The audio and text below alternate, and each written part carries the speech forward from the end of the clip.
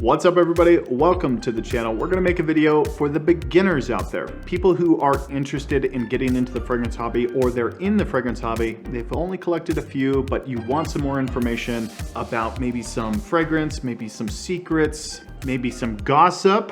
Who knows? Who knows what I'll say? But I'm Nate, I'm a fragrance content creator and a fragrance enthusiast, and I spend so much money on fragrance. It's ridiculous. Let's first start it off with where to buy fragrances. If you are new to this niche or new to fragrance collecting, you would automatically assume that you buy all of your fragrances from Sephora. This is not true. Don't go to Sephora if you can help it. Now, you have to go to Sephora. Like if you want to get a new release, like a brand new designer fragrance that just came out on the market, yeah, you're gonna have to go to Sephora, Macy's, Ulta, these retailers. That's what they call retail. You have to go there and buy the fragrance. It's an L, everyone takes it, but you just have to do it. If you really want a new fragrance, you're just gonna have to do it. I buy retail sometimes, but I'm kind of like losing that like enthusiasm to buy retail because I just have so many that it's like unreasonable for me to get retail.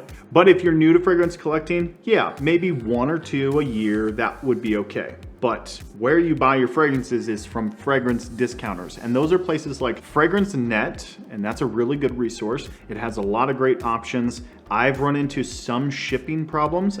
They could be way better, so don't take my word for it.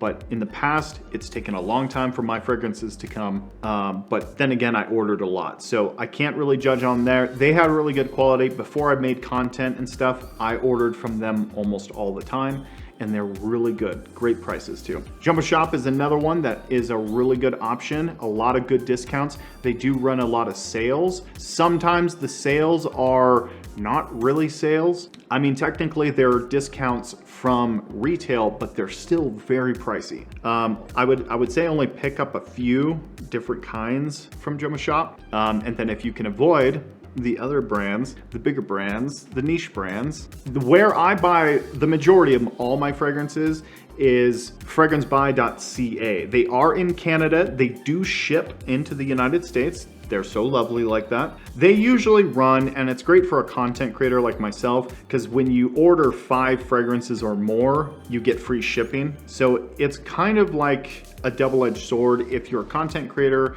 or if you're really into fragrance collecting, it's a good option, but just know you might be spending a lot of money to get 5 fragrances to put in your cart to get free shipping. I understand how unreasonable that is for a lot of people who are just, you know, enthusiasts, and they usually get the brand new retail fragrances in quite quickly. So because they're in Canada, they get access to that for some reason. I've had really good luck with Aurora fragrances as well. I've ordered a bunch of different of my Initios from there, Parfums de Marly, and I've gotten really good deals. I got my Parfums de Marly Galloway from there, and I paid like 170 bucks or so. So they have good prices, Aurora fragrances. I've only ordered from them like maybe 7 times or so, and all the times I've gotten really good deals. So if you're interested in Aurora fragrances, they're definitely good. Also, watch out for Walmart.com. A lot of these people who are selling on Walmart are actually selling counterfeits. If you pull anything from this video, know that whenever there's a Walmart fragrance where it's $50 for a $400 fragrance, it's fake. It is 100% fake and it's counterfeit. All right, let's talk about oil concentration. So eau de toilette, eau de parfum, parfum, extract de parfum. What is this madness? And just for some context, I have tried to make my own fragrance company, and I've studied how to make perfume. I'm not a pro, I want to put that out there, but I know what it takes to like make up a fragrance, design a fragrance. I've made clones of Bleu de Chanel, Tobacco Vanille, Dior Sauvage, and they've smelled very, very close to these designer fragrances. That doesn't mean I'm a pro, but I understand what goes into them so that I could educate myself enough to tell you, and let you know. So it's not true that a parfum is stronger than an eau de toilette. Basically, this just comes down to oil concentration, supposedly. Now, there's two ways to look at this. Technically, yes, an eau de toilette is usually in between 10 and 15% of oil concentration. An eau de parfum is usually between 15 and 20%, and 20 to 25 to 30 is a parfum concentration, and anything above 30% is usually extrait de parfum. Now, you would think that this is the case, but in modern perfumery, with marketing and stuff, it's not true. There's so many lenient aspects to this and nobody follows it. Now, the oil concentration is not gonna guarantee that you're gonna have better longevity with your fragrances, because it really comes down to how they craft the fragrance. If they're using a lot of base notes, which last for a lot longer, or if they're using a lot of top notes, those are gonna last for, 2 to 3 hours. The best way I can put this, if bergamot only lasts for 2 hours and they have 30% oil and it's just bergamot oil, it's only going to last for 2 hours. Whereas if you have 30% oil concentration with like oak moss, vanilla, cedarwood, gaiac wood, musk, and broxin, these are all really long-lasting materials that usually last on a blotter for hours and hours and hours, even days. If you have 30% oil concentration of those compounds in a fragrance, the fragrance is gonna last for 30 hours plus. So it really doesn't matter what oil concentration you go with. Go with the one that A, lasts for a long time, or whatever is important to you, and smells the best to you. If you like the eau de toilette and your favorite fragrance reviewer hates it, buy it anyway. Love it, wear it, enjoy it. The other thing I would say is set a limit for yourself. I have so many fragrances and I give myself so much baloney before I made content creation about why do I need this much fragrance. And the reality of it is it's shiny object syndrome. You wanna get the next good thing. You wanna get the new eau de toilette. You wanna get the new eau de parfum. And now there's a parfum, so you have to complete the collection. It's a bunch of bullshit. Marketing at its finest. It's kind of like a movie.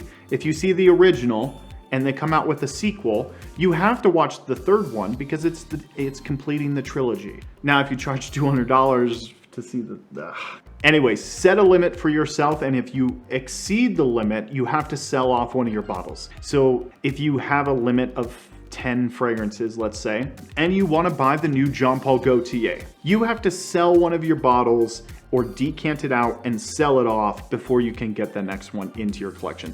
I know it's helped a lot of people within the community, keeping an eye on fragrance addiction, which is another thing to keep an eye on. Don't let yourself get too addicted to this stuff because it's just oil and it smells good and it's very subjective, and your nose does definitely change. So the fragrance that you like right now, you could absolutely hate in the future. All right, the last little section I really want to talk about is the famous 3-note breakdowns. Now, this is a newer trend that's coming out where these brands are coming out and they're only putting 3 notes, and it's designed mainly for marketing so that they can have it up on a board where it says like sandalwood, soap, amber, and you guys probably know what I'm talking about, but it's designed for marketing. Nowhere in the world does a designer fragrance, I don't want to put any fragrance up because the company might get mad. Nowhere ever does a designer fragrance only have 3 materials. If it did, it would smell like garbage. I'm gonna pull up a clone that I did of Parfums de Marly Altair, very popular vanilla fragrance. Now, I don't wanna give the whole recipe away here, but essentially, this is just a little snippet what goes into it, and there's like 60 materials in here. And as you can tell, there's a lot of ISO-E super in here. So designer fragrances usually have around 70 to 100 different materials, different chemical compounds that go into these fragrances. Most of them are synthetic too. The synthetics make up the base, and then they only put a little bit of amounts of natural ingredients in there so that they can keep the integrity or the smell the same throughout each batch. So when you're ordering these things and they only have a 3-note breakdown, that's just a little bit part of the story, and that's mainly just marketing. So legally, they actually can do this. It's all designed under marketing. So legally, they're not even, like, they don't even need to disclose like what's in the fragrance to the public. All they have to do is put an ingredient list of allergenics. So this is a box. I'm trying to start my own fragrance company. I'm just like, hitting roadblock after roadblock. But Atanshi, that's my, future brand. But anyway, what I needed to do for my insurance was put on a list of ingredients and a list of allergenics. So if I use any kind of lavender or linalool, I have to put linalool on here. And I don't know, let me see if that can focus. Yeah, so you could see the ingredient list there. It's basically just to tell people that there's allergenics in here. This is all they're required to do. They're not required to go on Fragrantica and put their note breakdown up there. They can put 3 up there and call it a day, but they're required to do this. The other thing that I would suggest you do too, to keep your collection low, is I know how appealing dupes are nowadays. Dupes have like a low price tag and you can smell like every designer fragrance in the book. You can pack out your shelf, just dupes and stuff. And I get it. The reason I advocate for buying original fragrances is because two things. It cuts down on the amount that you have, because there's no reason that you should have so many if you're not a content creator. And if you have so many, start making content. But the reason why I advocate, yes, it's more pricey. Yes, it has a better deal when you buy the dupe and it performs better. Sure, I've heard the argument countless times. But when you buy the original, you're cutting down on your collection size. B, you put a little bit more value into what you're buying. If you don't have anywhere to put all of these dupes that you're getting, you're just gonna clutter your space up and have so many options. I don't know. I've heard the story before. I know the argument. I'm right on the edge of like buying original and buying dupes. Like I buy anything that has hype and I buy anything that I really want to buy. So I'm kind of like right in the middle. But I would love to know where you guys are at in your fragrance journey. Are you just starting, or have you been in the game for a long time? Are you an old man and you hate everyone who exists in the space now? I would love to know. Feel free to throw a comment in the comment section below. I'd love to hear your thoughts. Thanks so much for watching. And if you have any more questions that I can answer, I will do my best to try to get back to you. Thanks so much for watching.